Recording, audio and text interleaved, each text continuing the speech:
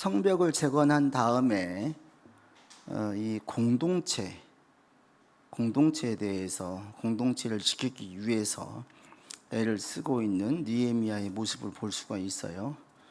1차 포로 귀환 때에 왔었는데 그때 이 공동체가 완전히 회복되지 못했죠. 열심을 가지고 왔다가 그 힘을 잃어버렸어요. 이 성벽을 재건한 다음에 또 느헤미야가 돌아가고 나면 또다시 백성들이 유야무야 될까? 그렇게 되면 안 되니까. 그래서 이제 느헤미야가 조직을 세우고 그리고 공동체가 세워지도록 하기 위해서 힘을 쓰고 있는 것을 볼 수 있습니다. 그래서 느헤미야 7장은 성벽 재건이 끝난 다음에 어떻게 할 것인지, 그래서 공동체를 세워나가는 걸 볼 수 있는데, 저절로 공동체가 세워지는 것이 아닌 세부적으로 나누어서 성을 지키는 사람, 또 예배 주도하는 사람, 또 그 정치적으로 지도할 지도자, 이런 사람들을 각각 세우는 것을 볼 수가 있습니다.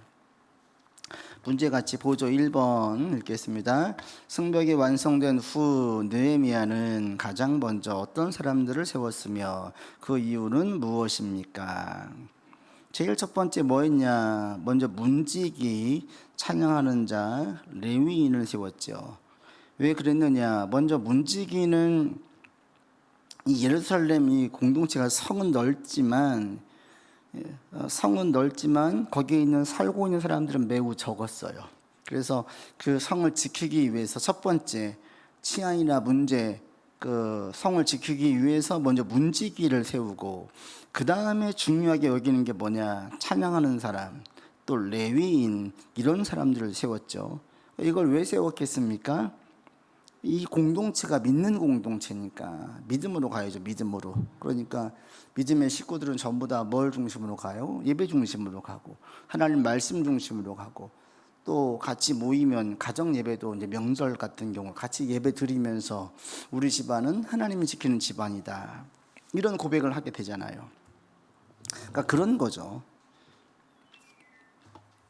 그래서 그런 고백이 우리 믿음의 사람들에게 있는데, 이 예루살렘 공동체를 세우고 난 다음에 가장 첫 번째 힘을 쓴 부분이 그 부분이죠. 그리고 이제 그래서 신앙적인 부분, 그 다음에 여기를 책임질 정치적인 지도자를 뽑죠. 그게 누구냐? 2절에 보니까 그 아우 느헤미야, 믿을 만한 느헤미야의 아들 아우 하나니, 그리고 또 한 사람은 하나냐.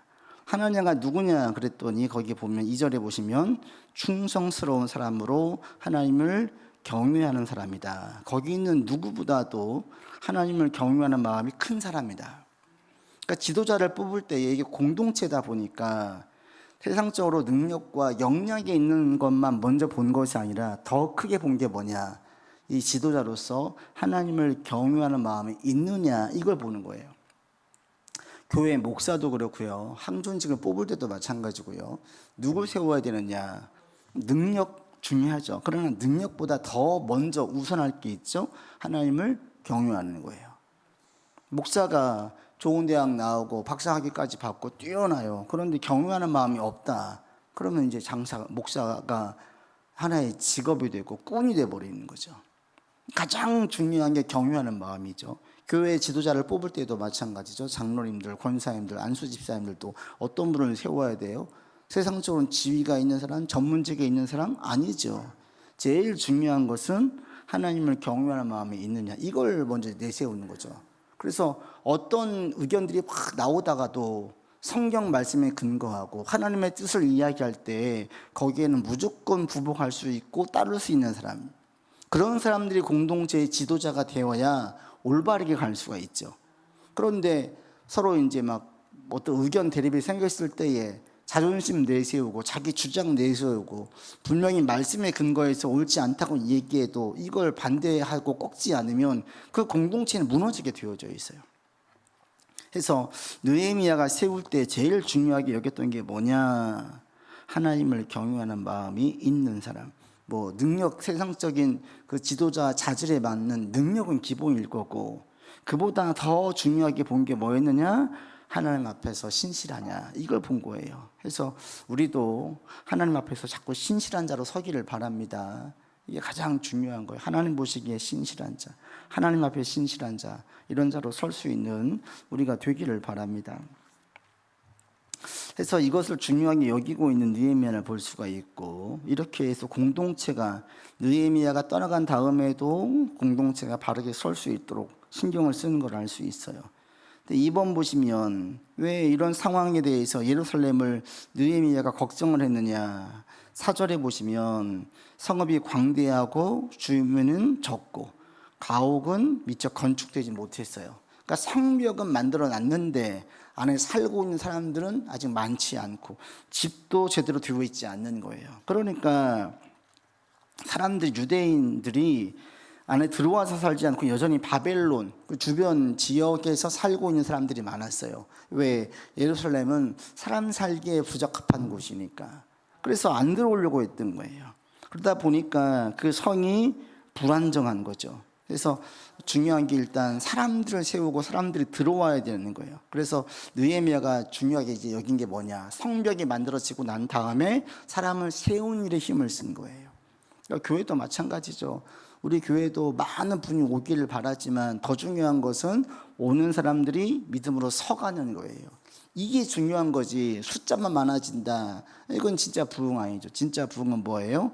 믿음의 사람들이 점점 늘어나고 신앙이 성장하는 사람들이 많아지고 하나님의 은혜와 역사를 경험하는 인생들이 자꾸 있어서 간증거리가 계속 나오고, 이러할 때 하나님의 역사가 있는 거죠.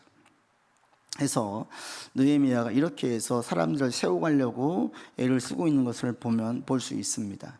그리고 느헤미야가 또 하나 중요하게 여긴 게 있어요. 그게 뭐냐, 3번인데 같이 읽겠습니다. 느헤미야는 백성들의 족보를 조사하게 된 이유는 무엇이며 이 일이 왜 중요합니까? 느헤미야가 백성들의 족보를 조사하는데 5절 읽겠습니다. 내 하나님이 내 마음을 감동하사 귀족들과 민장들과 백성을 모아 그 계보대로 등록하게 하심으로 내가 처음으로 돌아온 자의 계보를 얻었는데 거기에 기록된 것을 보면 하고 쭉 보는 거예요. 그러니까 이 기록이 느헤미야가 기록한 것이 아니라 에스라서 2장에 이미 있어 1차 바벨론에 귀환했던 사람들의 명단이에요. 이미 있는 거예요. 그 명단을. 이거를 보려고 했는데 그냥 자기 생각으로 본 게 아니라 5절에 보시면 하나님이 내 마음에 감동을 줬다. 그러니까 성령의 감동을 통해서 딱 깨달아지고 이걸 챙겨야 되겠다라고 했던 게 뭐였냐면 족보라는 거예요. 이게 왜 중요하죠? 이 족보라는 것은 결국 뭐냐면 그들의 정체성이에요. 정체성. 이 사람들, 처음에 왔던 사람들 확인을 하고 그 다음에 레위인도 나중에 살펴보는데 레위인 명단도 쭉 따져요. 제사장들 따져요. 왜 따지냐? 제사장들 가운데에서 이제 5번에 있는데 같이 보면 나가죠. 제사장들의 명단을 왜 따지느냐? 당시의 제사장들의 족보 가운데에 자격이 미달된 사람들은 족보에서 뺐어요. 그러니까 이방인과 결혼했다든지 어떤 하나님 율법에 근거할 때 크게 문제가 됐다든지 이런 사람들은 족보에서 뺀 거예요. 그러니까 그런 사람들은 나중에 제사를 이끌어 갈 때 하나님 앞에 거룩한 자가 아니기 때문에 앞에서 지도자로서는 부족하기 때문에 이런 사람들을 아예 제하려고 하는 거예요. 그러니까 이게 뭐냐면 예배를 드릴 때 가장 중요하게 여긴 게 뭐냐? 거룩함이에요. 거룩함. 하나님 앞에 거룩하게 예배를 드려야 되겠다. 그러니까 뭐 외적으로 막 뭘 좋게 하고 잘해야 되겠다 이런 게 중요한 첫 번째가 아니라 가장 첫 번째로 거기 있는 성도들이 준비된 마음으로 거룩함으로 하나님께 예배를 드릴 수 있도록 준비시키는 거예요. 이 일을 먼저 하는 것을 볼 수 있어요. 그래서 느헤미야가 뭘 중요하게 여겼느냐, 하나님께서 하나님 앞에 서는 자들이 거룩한 마음으로 설 수 있기를. 또 한 가지는 그들의 정체성이에요. 자신들의 정체성을 분명히 알고 그 정체성에서 이들을 세워나가려고, 그러니까 명단을 확인하면서 비교해 보는 거죠. 우리도 마찬가지죠. 성도 그리스도인으로 세워나간다. 이걸 뭘 얘기하는 제일 중요한 게 그리스도인의 정체성이에요. 그러니까 이 세상에 살지만 세상에 있는 것들은 여기에서만 필요한 거니까 너무 목매일 필요가 없다라는 거죠. 있는 동안만 유용하게 쓰면 되는 거예요. 그리고 떠나갈 때는 다 없어 필요 없는 거니까 그러니까 이 정체성, 세상에 살고 있지만 우린 그리스도인이다. 이 그리스도인이라고 하는 정체성을 분명하게 알고 나가야 된다. 이 부분들을 우리에게 깨닫게 해주고 있어요. 그래서 우리가 하나님의 자녀다. 이 세상을 살 때 세상 것도 필요하지만 세상 것들은 결국 썩어 없어지는 거니까 영원히 쇠하지 않는 여호와의 말씀을 붙들고 나가야 되겠다. 이 부분들을 다시 한번 우리가 알기를 바랍니다.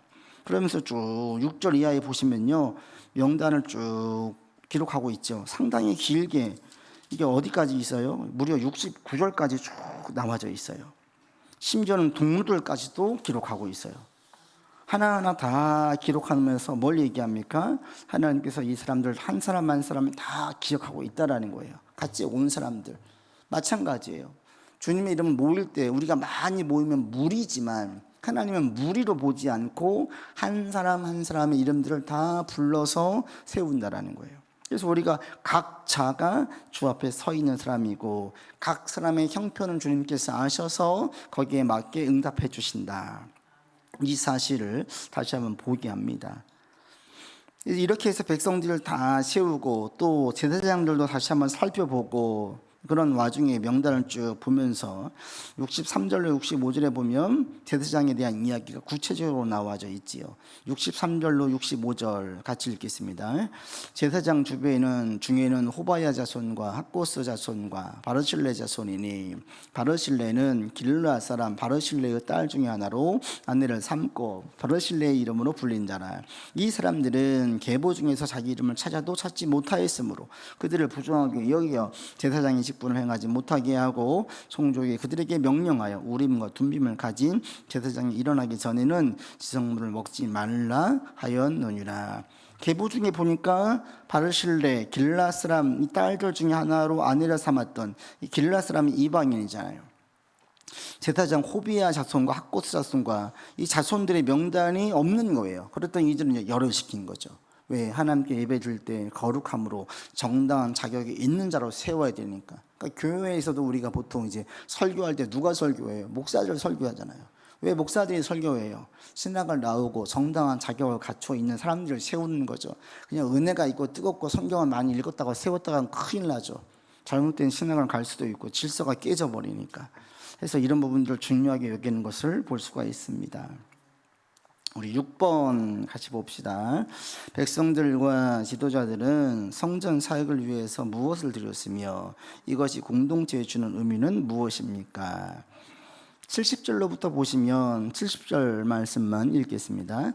어떤 족장들은 역사를 위하여 보조하였고 총독은 금 1000드라크마와 대접 50과 제사장의 의복 530벌을 보물 곳간에 드렸다. 그러면서 족장들의 이야기 72절 보시면 백성들도 드렸던 이야기, 총독과 족장과 백성들이 전부 다 하나님께 자원해서 헌신함으로 드려요. 이렇게 해서 공동체가 세워지는 것을 볼 수가 있죠. 교회도 마찬가지죠. 사람을 세워요. 헌신을 해요. 그들이 뭐예요? 현실적으로 헌금을 하지요. 그것들이 함께 연합되어져서 하나님의 일을 감당하게 만드는 거예요. 느헤미야가 먼저 앞장서고 거기에는 족장들이 함께하고 또 백성들도 함께하면서 그들도 사실은 어려웠는데 어려운 중에 힘에 지나도록 하는 거예요. 우리 교회도 마찬가지죠. 우리 권사님도 마찬가지고 힘에 지나도록 하잖아요. 왜 그래요? 교회를 위해서, 하나님을 위해서. 또 우리 목사 애쓴다고 권사님이 더 관심을 가지시고 애를 쓰잖아요. 이렇게 할 때에 교회가 세워져 가는 거예요. 하나님께 교회를 세우시는 거예요. 우리의 헌신들이 헛되지 않게 주께서 만들어 가실 것을 믿습니다. 자, 우리 마지막 부분, 그 박스인 부분을 같이 읽고 오늘은 마치도록 하겠습니다. 같이 한번 읽지요. 느헤미야, 맨 마지막 부분에 있죠. 느헤미야 7장은 성벽을 세운 후에 공동체를 세워야 한다는 사실을 강조합니다. 느헤미야는 성벽 완공에 만족하지 않고 예배를 회복하고 충성된 지도자를 세우며 백성들의 정체성을 확인하는 일에 힘썼습니다. 이는 하나님의 관심이 건축 자체보다 하나님의 백성이 하나님 앞에서 어떻게 살아가는가에 있음을 보여줍니다. 오늘날 교회도 외적 성장만이 아니라 예배의 회복, 말씀 위에 선 공동체, 하나님을 경유하는 지도자, 그리고 자신의 정체성을 아는 성도를 세우는데 힘써야 합니다. 또한 하나님은 이름 없이 헌신한 사람 한 명 한 명을 기억하시며 우리의 작은 충성도 결코 잊지 않으십니다. 느헤미야 7장은 사람을 세우는 곳이 곧 하나님의 나라를 세우는 일임을 오늘 교회에 분명히 가르쳐 줍니다. 그래서 우리 교회도 올해 이제 감사한 것이 한 사람 한 사람씩 세워져 가고 있는 것에 대해서 감사하고 있고, 이게 교회다, 이게 교회를 세워나가는 거다, 이런 고백을 하게 되어집니다. 그래서 우리 교회가 계속해서 서가기를 바라고, 또 우리의 삶에서 또 하나님을 더욱더 의지하는 마음이 커져서 우리의 신앙도 더욱더 견고해지고 많은 역사가 있는 우리의 삶이기를 바랍니다. 같이 우리 기도하고 마치겠습니다.